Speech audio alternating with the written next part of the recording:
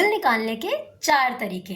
पहला तरीका, average profit method. Formula, goodwill is equal to average profit into number of years of purchase.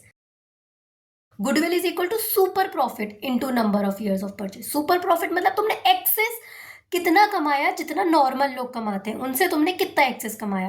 Super profit मतलब actual profit जो तुमने कमाया minus normal profit जितना लोग मार्केट में कमा लेते हैं। तो नॉर्मल प्रॉफिट क्या होता है? कैपिटल कितनी इन्वेस्ट करी into normal rate of return percentage में।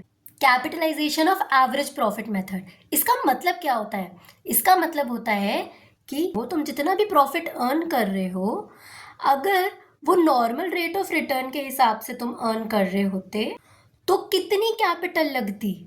ठीक है, ये हो गया कि तो कितनी कैपिटल लगती और अभी कितनी कैपिटल तुम एक्चुअली में लगा रहे हो। इन दोनों का जो डिफरेंस है वही है गुडविल। ठीक है, तो फॉर्मूला क्या हुआ? Capitalised value of average profit minus capital actually employed. तो capitalised value of average profit कैसे निकलेगा?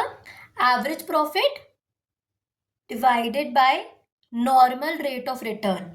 यानी कि ये जो तुम प्रॉफिट कमा रहे हो, अगर वो तुम नॉर्मल रेट ऑफ रिटर्न के हिसाब से कमा रहे होते तो कितनी कैपिटल लगती माइनस तुमने एक्चुअल में कितनी कैपिटल लगाई। ठीक, वो हो गया तुम्हारा गुडविल। सिंपल। और कैपिटल एम्प्लॉयड कैसे निकालेंगे? एसेट्स माइनस लाइबिलिटी, मतलब कैपिटल एम्प्लॉयड। क्योंकि देखो लाइबिलिटी साइड में क्या होता है, बैलेंस शीट है, ये लाइबिलिटी का कॉलम है, ये एसेट का कॉलम है। ठीक, तो लाइबिलिटी कॉलम में क्या होता है? कैपिटल आता है और लाइबिलिटीज आती हैं, और एसेट साइड में एसेट्स आ जाते हैं। तो जब एसेट्स में से लाइबिलिटी हटाओगे तो कैपिटल एम्प्लॉयड ही तो बचेगा।